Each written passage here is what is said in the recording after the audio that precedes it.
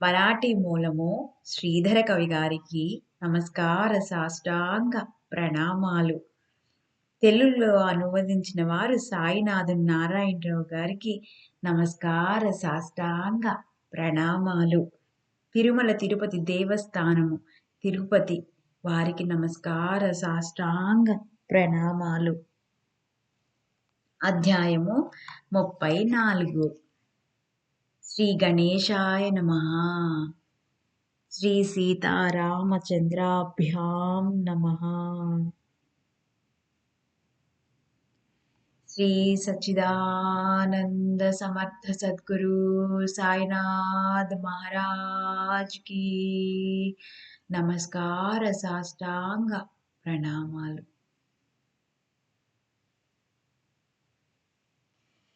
జగద్వంద్య వేదసార ప్రణవరూప విశ్వంభర కరుణార్ణవ పరమ ఉదార రాఘవేంద్ర శ్రీరామ నీకు జయము జయము. మన్మథ దహన హృదయ రత్న చతురాస్య జనక మంగళ భగినీ మనో మోహన జగజ్జీవన భక్తవరద సీతావల్లభ. భయానకమైన శరీర ప్రారబ్ధం వలన ఎన్నో ఘోర విఘాతాలు అనర్థాలు కలుగుతాయి. వాటి వల్ల నా మనసులో ఎలాంటి దుఃఖం కలగకుండా చేయి. ఓ శ్రీరామ, బోధ రూపంలో నా హృదయంలో ఉండి శాంతి, క్షమ, దయ, ఉన్మనీలను సదా నా మానస సదనంలో విరాజిల్ల చెయ్యి. వివిధ ఆకృతులు చరాచర సృష్టి అంతా నీ స్వరూపంగా నా కళ్ళకి అగుపడేలాగా చెయ్యి. వాంతిని చూడగానే మనస్సు వికలమైనట్లు నా మనసు విషయ వాసనల పట్ల రమించకుండా చూడు. శ్రవణ కీర్తనాది నవవిధ భక్తి పరాయణ్ల సత్సమాగమం నాకు సదా కలిగేటట్లు దీవించు. నీ చరిత్ర లీలాగానం వింటే ఓ సీతాపతి చిత్తవృత్తులన్నీ ఆనందించేటట్లు చెయ్యి. నా మనస్సు బుద్ధి కాలికి కడియాలు గజ్జలుగా నా ప్రేమ పీతాంబరంలాగా సదా నీ నడుమున విలసిల్లనివ్వు. తాటక సంహార అయోధ్యానాథ, నా స్థూల దేహలింగం నీ పాదుకలకు విరాజిల్లేటట్లు సర్వదా నన్ను ఆశీర్వదించవలసిందిగా మనస్ఫూర్తిగా కోరుకుంటున్నాం. బ్రహ్మానంద భక్తవత్సల, నా పంచప్రాణాలన్నీ కర్ణకుండలాలుగా హారంలోని పతకంలాగా సదా నీ చెంత ఉండనివ్వు. సదా నీ చెంత ఉండనివ్వు. జగద్వంద్య వేదసార ప్రణవరూప విశ్వంభర కరుణార్ణవ పరమ ఉదార రాఘవేంద్ర శ్రీరామ నీకు జయము జయము. మన్మథ దహన హృదయ రత్న చతురాస్య జనక మంగళ భగినీ మనో మోహన జగజ్జీవన భక్తవరద సీతావల్లభ. భయానకమైన శరీర ప్రారబ్ధం వల్ల ఎన్నో ఘోర విఘాతాలు అనర్థాలు కలుగుతాయి. వాటి వల్ల నా మనసులో ఎలాంటి దుఃఖం కలగకుండా చెయ్యి శ్రీరామ. శ్రీరామ, ఓ శ్రీరామ, బోధ రూపంలో నా హృదయంలో ఉండి శాంతి, క్షమ, దయ, ఉన్మనీలను సదా నా మానస సదనంలో విరాజిల్ల చెయ్యి. వివిధ ఆకృతులు చరాచర సృష్టి అంతా నీ స్వరూపంగా నా కళ్ళకి అగుపడేలాగా నువ్వే చెయ్యి. చరాచర సృష్టి అంతటిలో నీవే ఉన్నావు అని. వాంతిని చూడగానే మనస్సు వికలమైనట్లు నా మనస్సు విషయవాసనల పట్ల రమించకుండా చూడు. శ్రవణ కీర్తనాది నవవిధ భక్తి పరాయణుల సత్సమాగమం నాకు సదా కలిగేటట్లు దీవించు. నీ చరిత్ర లీలాగానం వింటే ఓ సీతాపతి చిత్తవృత్తులన్నీ ఆనందించేటట్లు చెయ్యి. నా మనస్సు బుద్ధి కాలికి కడియాలు గజ్జలుగా నా ప్రేమ పీతాంబరంలాగా సదా నీ నడుమున విలసిల్లనివ్వు. తాటక సంహార అయోధ్యానాథ, నా స్థూల దేహలింగం నీ పాదుకలకు విరాజిల్లేటట్లు సర్వదా నన్ను ఆశీర్వదించవలసిందిగా ప్రార్థిస్తున్నాము. బ్రహ్మానంద భక్తవత్సల, నా పంచ ప్రాణాలన్నీ కర్ణకుండలాలుగా హారంలోని పతకంలాగా సదా నీ చెంత ఉండనివ్వు. సదా నీ చెంత ఉండనివ్వు. శ్రీరామ శ్రీరామ శ్రీరామ.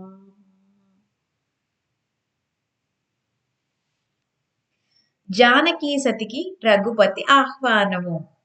ఉత్తరకాండ భాగీరథి సమానము. అందులో అంతర్వాహినిగా సరస్వతి సాగుతోంది. అందులోని దృష్టాంత క్షేత్రాలు ఒకదానికంటే మరొకటి విశేషమైనవి. గత అధ్యాయంలోని కథననుసరించి దశకంధుడిని వధించి రఘువీరులు విజయుడైనారు.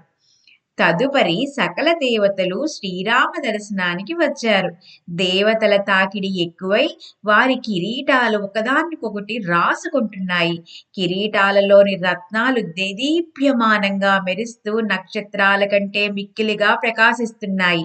గంధర్వ యక్ష కిన్నెర గణాలు సురాసుర నర వానరులతో సువేలాచలం క్రిక్కిరిసిపోయింది.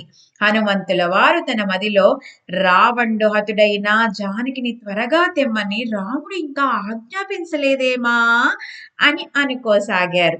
అనుక్షణం వాయుకుమారులు తన ముఖంలోకి తదేకంగా చూస్తూ ఉండటం గమనించి అయోధ్య విహారి ఇలా ఆజ్ఞాపించారు.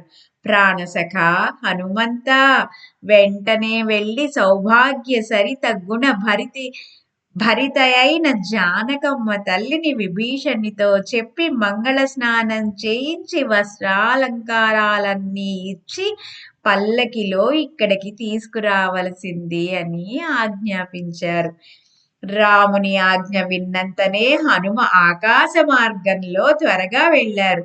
లేగదూడ అడవిలో తల్లి ఆవును చేరుకున్నట్లు, మానస సరోవరానికి మరాళం వెళ్ళినట్లు, దప్పిక కొన్నవాడు నీటి చలమను చేరినట్లు, ఇందిర దర్శనానికి గరుడు గంతులేసినట్లు వెంటనే ఆకాశవనంలోకి హనుమ ప్రవేశించి జానకమ్మ తల్లికి నమస్కార సాష్టాంగ ప్రణామాలు చేశారు.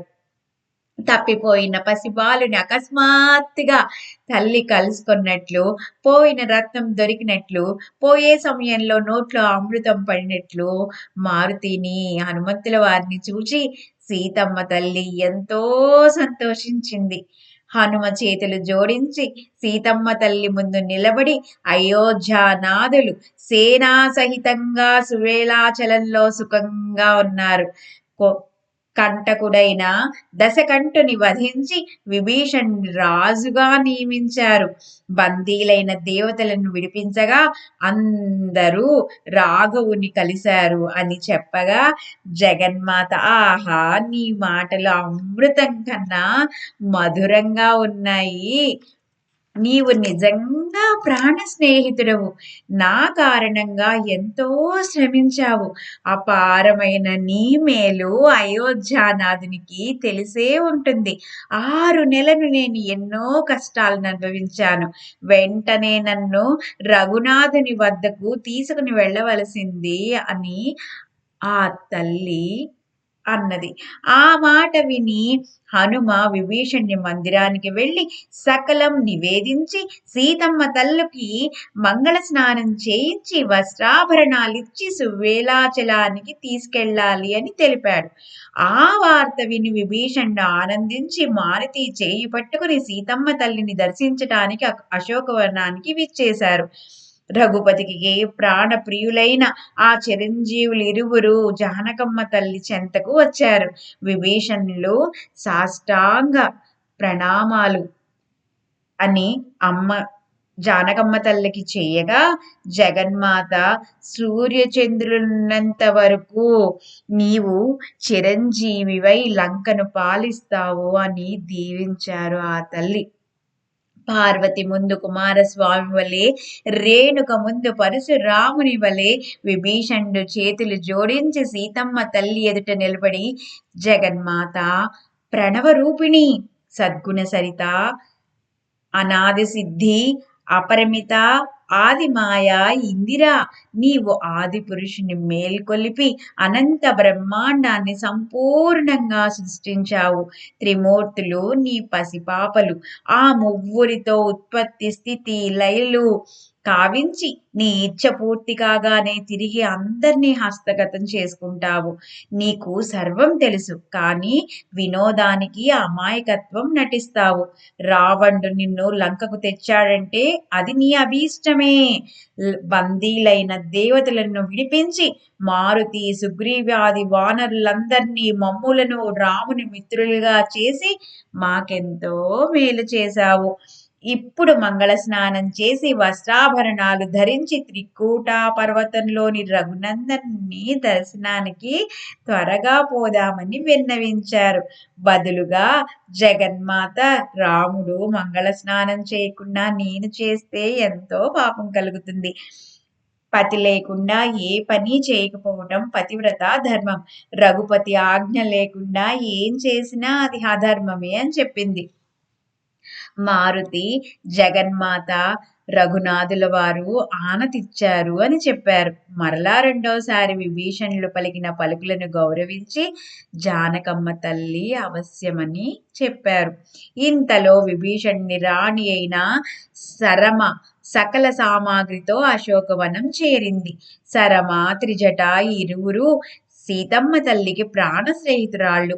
ఇద్దరూ కలిసి జానకమ్మ తల్లి కురులను విరబోశారు.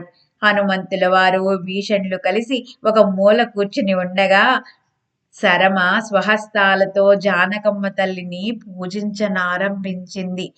ఉత్తమ పట్టు వస్త్రాన్ని గైకొని సీతమ్మ తల్లికి పరదాగా కట్టి రత్న ఖచ్చితమైన బల్లను వేసి సరమ సీత పాదాలను అభిషేకించింది. సుగంధ భరితమైన నూనెతో త్రిజట సీతమ్మ తల్లికి తలంటి స్నేహ ఆదర వచనాలతో, అనంతమైన శుభాలతో కల్ప పర్యంతం మీ దంపతులిరువురు ఆనందభరితులై జీవించెదరుగాక అని ఆశీర్వదించింది. సరమ కస్తూరి పొడి తీసుకొని స్వహస్తాలతో నలుగుపెట్టి, తల్లి త్రిజట, జనక తనయ బాగా నీరసంగా ఉంది, త్వరగా స్నానానికి వేడినీళ్లు తీసుకురావలసింది అన్నది. త్రిజట త్వరగా వెళ్ళి వేడి నీళ్లు తీసుకురాగా, సరమ సీత శరీరాన్నంతా రుద్ది స్నానం చేయించింది. విభీషణుల వారు రంగురంగుల అమూల్యమైన అలంకారాలను పంపించారు. ప్రళయకాలపు మెరుపుల కంటే కాంతి గల చీరను కట్టుకుని ముల్లోకాల్లో కూడా దుర్లభమైన దివ్యాలంకారాలను ధరించింది. కర్ణభూషణాల కాంతులు సూర్యమండల కాంతిని మరిపించాయి. సర్వాలంకార కాంతులు దశ దిశలా వ్యాపించాయి. నుదుట కుంకుమ రాసుకుని మధ్యలో సువాసనకు కస్తూరి దిద్దింది అమ్మ. దివ్య సుగంధాన్ని త్రిజట జానకి సర్వాంగాలకు పూసింది. దివ్య ఫలాలతో జానకి పమిట చెరగు నింపింది. సరమ జానకమ్మ తల్లితో, అమ్మా, ఒక్క పండు తినవలసింది అని వేడుకుంది. కానీ మంచి రుచిగల సుందర సుగంధ భరితమైన ఆ అమృత ఫలాలను జానకి విభీషణ హనుమంతులకు ప్రసాదంగా పంచిపెట్టింది ఆ తల్లి.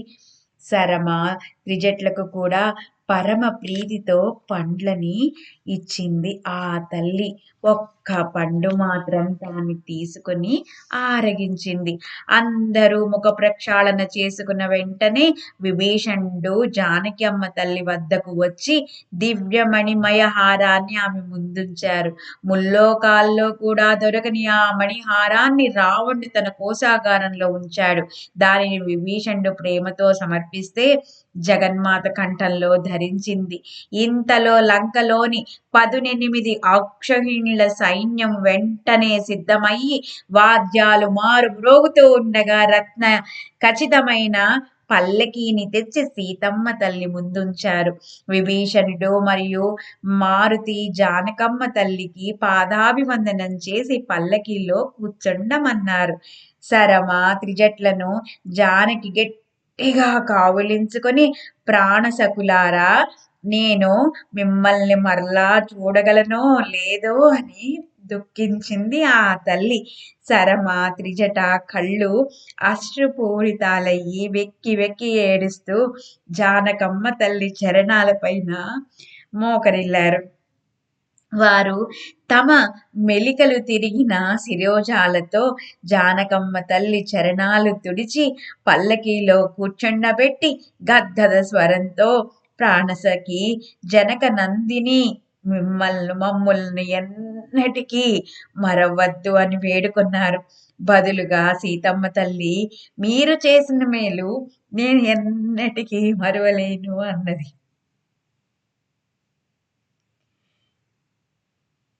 నిపుణుడు దివ్య రత్నాన్ని పెట్టిలో పెట్టి కాపాడినట్టు మహాత్ములు తమ జ్ఞానాన్ని లోకానికి బహిర్గతం కాకుండా వ్యవహరించినట్లు, ధనవంతుడు తన ధనాన్ని సర్వదా గుప్తంగా ఉంచినట్లు విభీషణుడు పల్లకీకి రక్షణగా ఉన్నాడు. అతి ఉల్లాసంగా వాయుసుతుడు కుడివైపు వేగంగా నడవగా మధ్య భాగంలో లంకానాథుడైన విభీషణుడు త్వరగా అడుగులు వేశాడు. వాహకులు అతివేగంగా త్రికూటాచలం వైపు సాగిపోగా విభీషణ హనుమంతులిరువురు వాహనంపై తాము కూడా ఒక చెయ్యి వేశారు. ముందు ఛత్రధారులు పరుగులెడగా వాద్యాల హోరు మారుమ్రోగింది. స్కంద గణపతులిరువురు పార్వతి చెంతనున్నట్లు మారుతి విభీషణులు ప్రేమతో పల్లకి వెంట పరుగెత్తారు. త్వరగా రాముని సేనను చేరారు. ఆ సంరంభాన్ని చూడడానికి వానరులు పరిగెత్తితే వారిని వేత్రహస్తులు దండించారు. వెంటనే అయోధ్యాపతి లంకాధిపతిని రావించి, మీ వేత్రహస్తులు మా వానరులను హింసించారని తెలిసింది. ఆ సీతమ్మ తల్లి కోసమే వానరులు ఎన్నో కష్టాలు సహించారు కనుక పల్లకీలోనున్న సీతమ్మ తల్లిని వారికి చూపించవలసింది. భర్త ప్రక్కనున్నప్పుడు స్త్రీ ఎంతమంది జనం ఎదుట ఉన్నా తప్పు కాదు అని ఆజ్ఞాపించారు. అలా రామాజ్ఞ కాగానే పల్లకి నేలపై దిగింది. సీతమ్మ తల్లికి శ్రీరాముని పరీక్ష. జానకి నేలపై కాలిడగానే అందరూ ఒక్కసారి జానకమ్మ తల్లిని చూశారు. పల్లకి బయట ముల్లోకాధిపతి రాణి నిలబడగా రత్నాల పెట్టి తెరవబడిందా అన్నట్లు కాంతులు వెల్లి విరిశాయి. ఎవరి ముఖ కమలం ముందు కోటి చంద్ర ప్రభలు సరిపోలవో, లావణ్య సాగరమే ఉప్పొంగి నారీ రూపం ధరించిందా అన్నట్టు జగజ్జనని ఆది మాయ విశ్వకని దేవతల అవతారాలైన భక్త శిరోమణులను అవలోకించింది.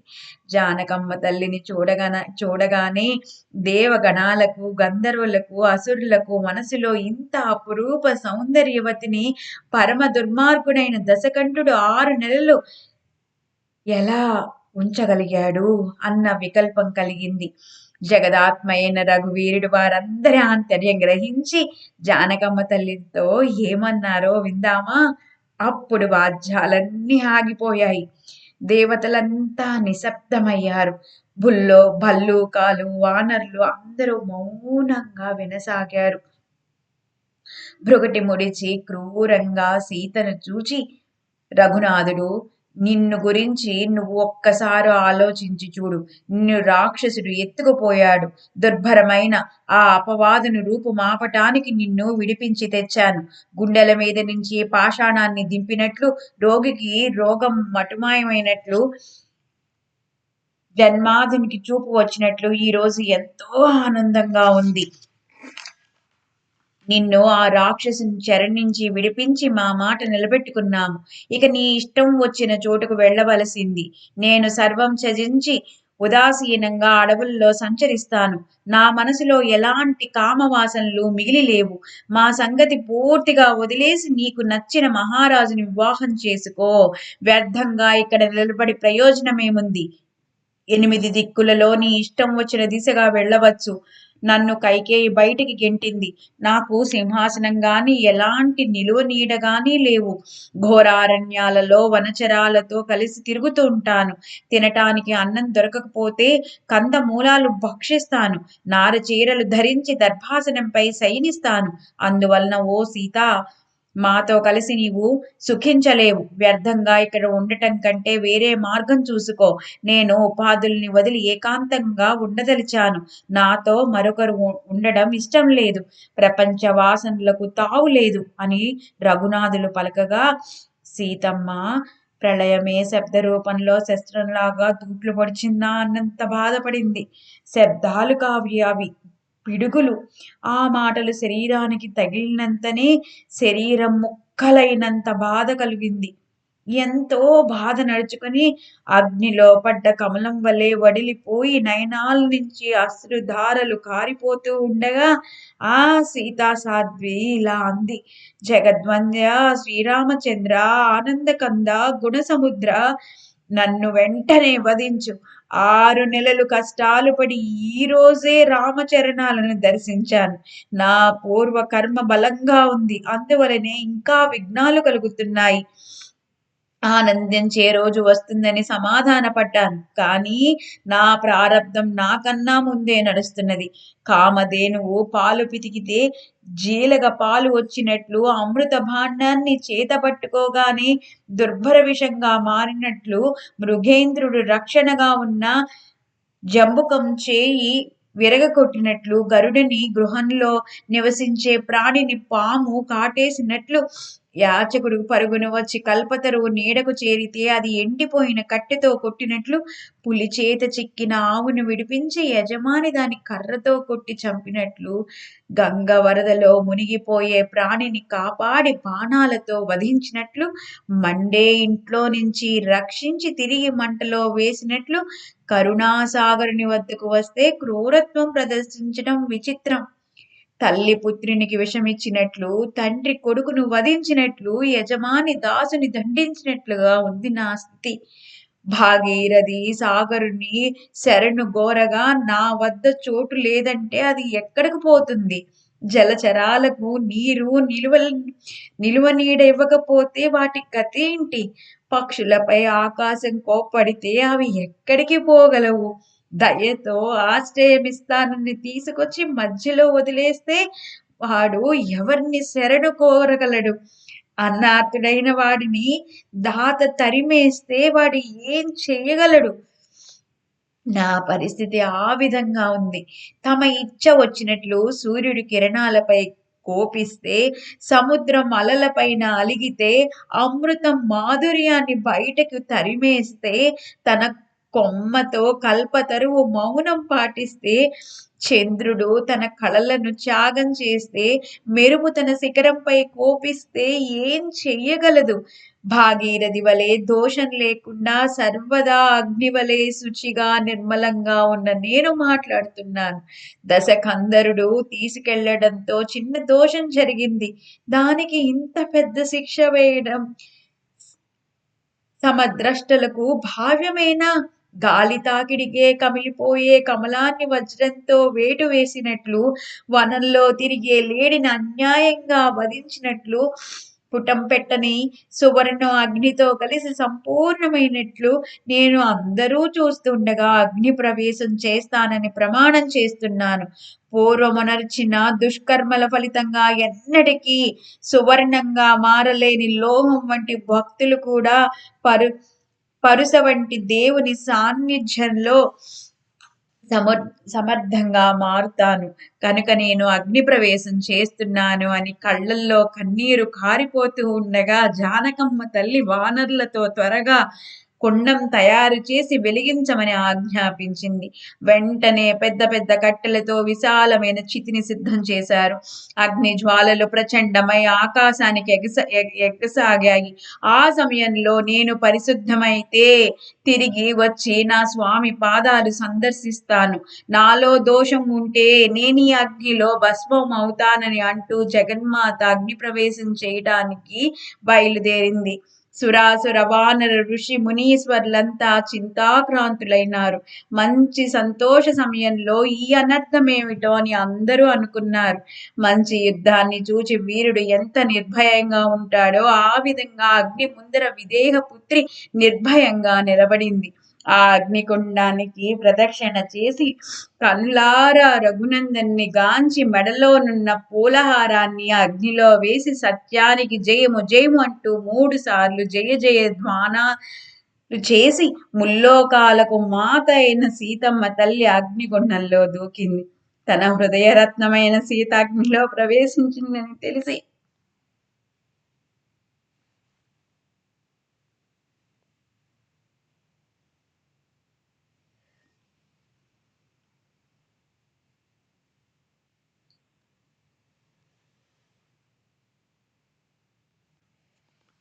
తన హృదయ రత్నమైన సీతమ్మ తల్లి అగ్నిలో ప్రవేశించిందని తెలిసి కుమార్తె ఎంత కష్టపడిందోనని మంగళ జనని భూదేవి విపరీతంగా కంపించింది. అంతటా హాహాకారాలు మిన్నుముట్టాయి. కపిసేనంత శోకార్ణవంలో మునిగిపోయింది. దేవతలందరూ ప్రళయమే వచ్చిందేమోనని వ్యాకులపడ్డారు. దిక్కులంతా దుమ్ము ధూళితో నిండాయి. సప్త సముద్రాలు పొంగాయి.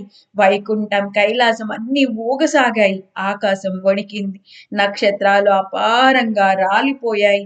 సౌమిత్రి వాయునందనుడు మొదలైన వారు కన్నీరు మున్నీరయ్యారు. అగ్నిలో దూకిన తర్వాత తిరిగి సీతాసతిని సందర్శించేదలా అనుకున్నారు. అంతా విధి విశేషం. పరమ దుర్భరమైన సంఘటన జరిగిందని తలపోశారు. ఒక గడియ కాలం జానకమ్మ తల్లి అగ్నిలో గుప్తంగా ఉండి తల నిండా పువ్వులతో తిరిగి ప్రత్యక్షమైంది. ముందు చూచిన దానికంటే ఆమె సౌందర్యం 100 రెట్లు పెరిగింది. ఆ సౌందర్య ప్రభలు భూమండలమంతా నిండిపోగా అందరూ ఆశ్చర్యచకితులయ్యారు. అరణ్యకాండలో కథననుసరించి అసలు సీతమ్మ తల్లి లక్ష్మణ రేఖ వెనుక గుప్తమై శపథంమిషతో ఇప్పుడు ప్రకటమయ్యింది. అరణ్యకాండలో కథననుసరించి అసలు సీతమ్మ తల్లి లక్ష్మణ రేఖ వెనుక గుప్తమై శపథంమిషతో ఇప్పుడు ప్రకటమైంది. సీతమ్మ తల్లి రూపాన్ని అగ్ని ధరించి రాక్షస వనాన్ని కాల్చి శపథం పేరిట స్వస్వరూపంలో కలిసిపోయారు. రాముని చిక్శక్తి సీతమ్మ తల్లి. ఆమె లంకకే పోలేదు. ఈ విషయం వేదాంత జ్ఞానం కలిగిన సాధు సజ్జనులందరికీ గుర్తుండి ఉంటుంది.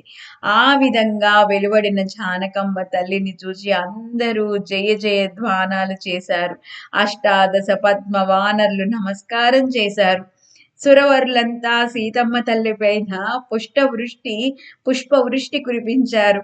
సీతా సతీ పవిత్రమైనది అంటూ అందరూ ప్రణామం చేశారు.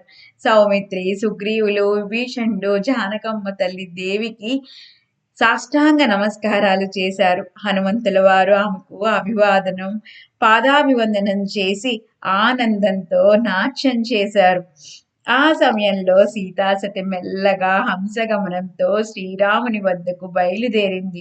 శ్రీరాముని ముఖంలోకి చూచి సీత నగుమోముతో పరుగున వెళ్లి జగద్గురువులైన రఘురాముని పాదాలు గట్టిగా పట్టుకుంది. రఘుపతి ఆమెను లేవదీసి కౌగిలించుకుని ఆమెను వామాంకం పైన కూర్చుంటబెట్టుకున్నారు.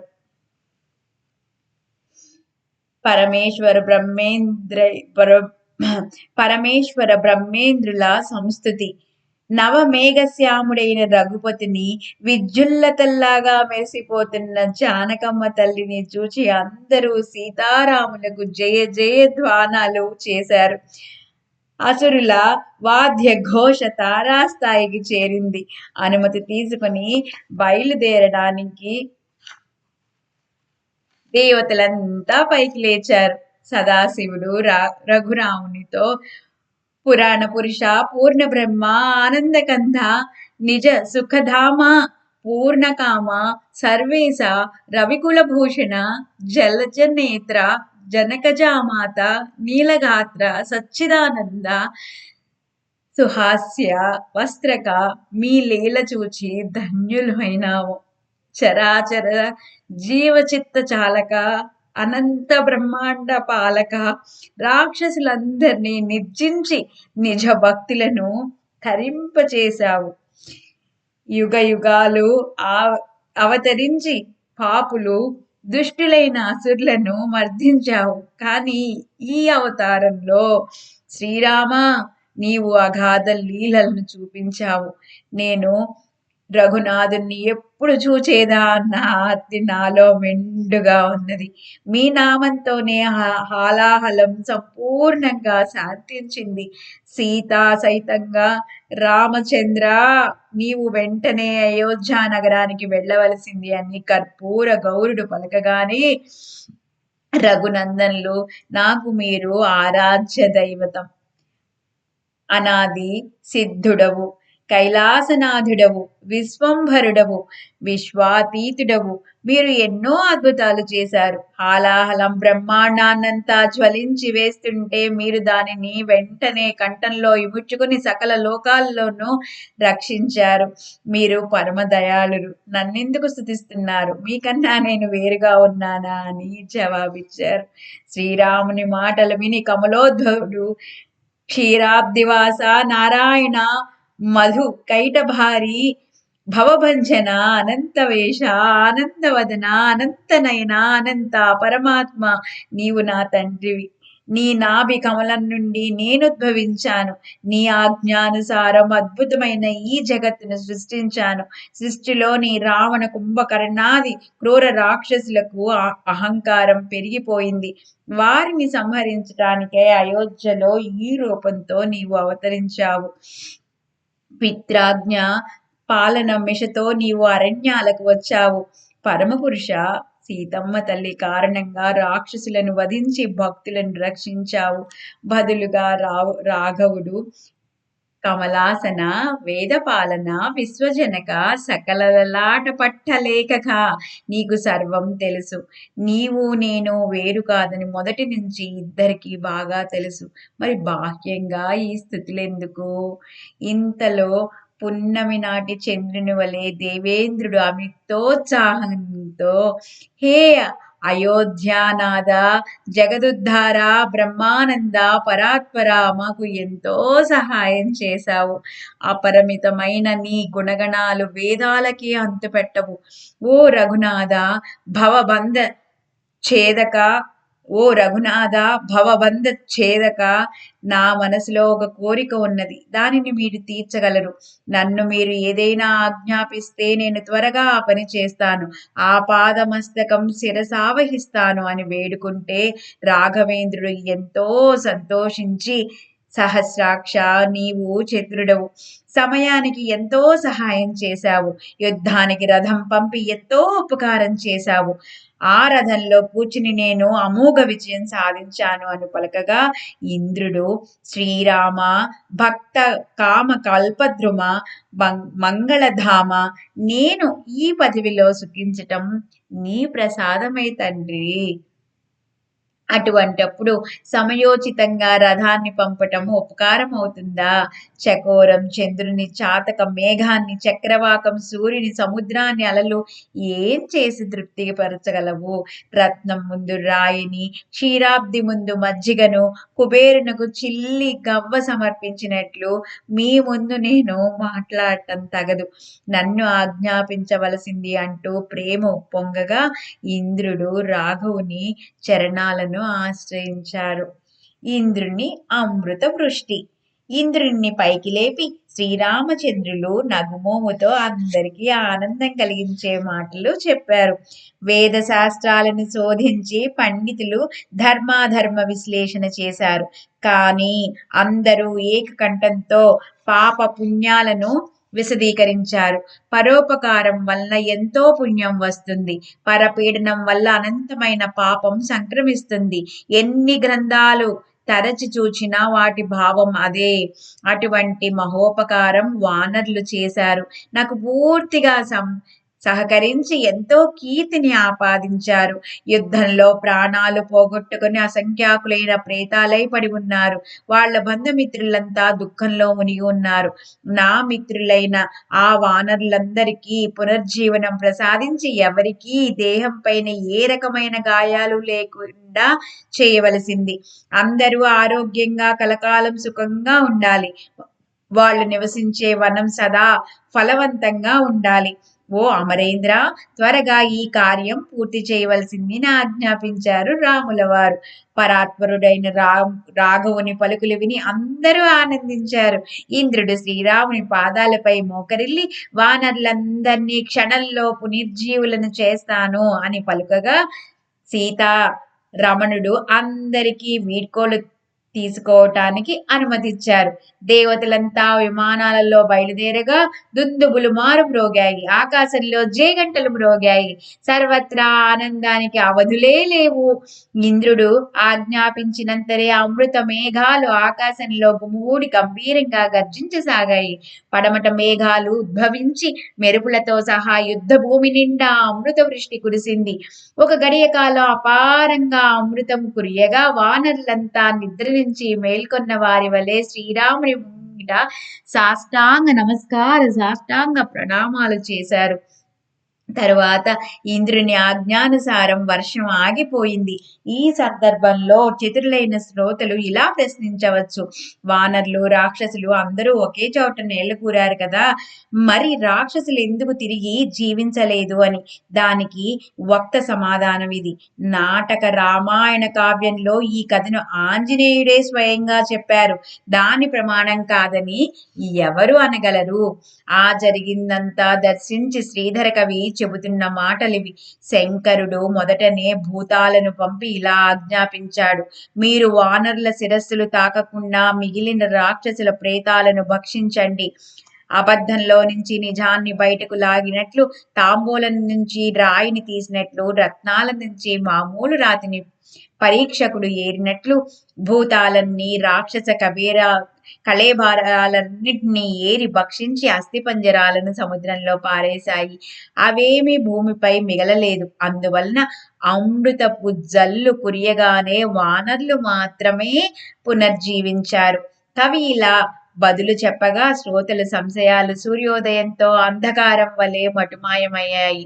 అన్నం తినేటప్పుడు నోట్లోకి రాయి వస్తే తీసివేసి తిరిగి భోజనం చేసినట్లు వారి సందేహాలు పూర్తిగా సమసిపోయి తిరిగి కథాశ్రవణం కొనసాగించారు.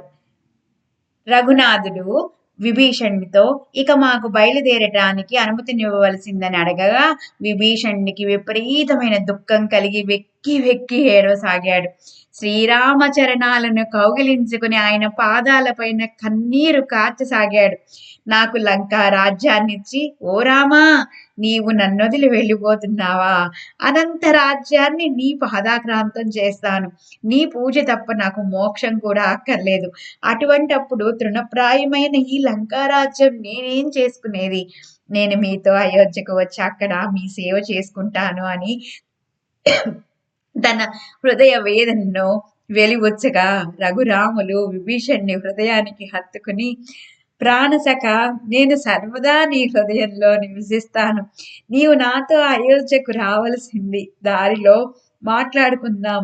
అయోధ్యలోని వేడుకల్లో పాల్గొని నీవు సుగ్రీవుడు తిరిగి మీ రాజ్యాలను వెళ్ళవలసింది అని అన్నయించారు. విభీషణులు మాటలు ఎంతో ఆనందించి అత్యంత విశాలమైన గుణగంభీరమైన ప్రభు ఆజ్ఞ పాలించే పుష్పక విమానాన్ని తెప్పించారు. సకల జగత్తు కలిసి వచ్చినా కూడా అది విశాలమవుతుంది. కావాలంటే సంకోచిస్తుంది. అలా అందరినీ తనలో సర్దుబాటు చేసుకోగలదు. అలాంటి విమానాన్ని సేవకులు రాముని వద్దకు తీసుకొని రాగా శ్రీరాముల వారు దాన్ని చేతితో సృజించి కళ్ళకద్దుకొని నమస్కరించారు.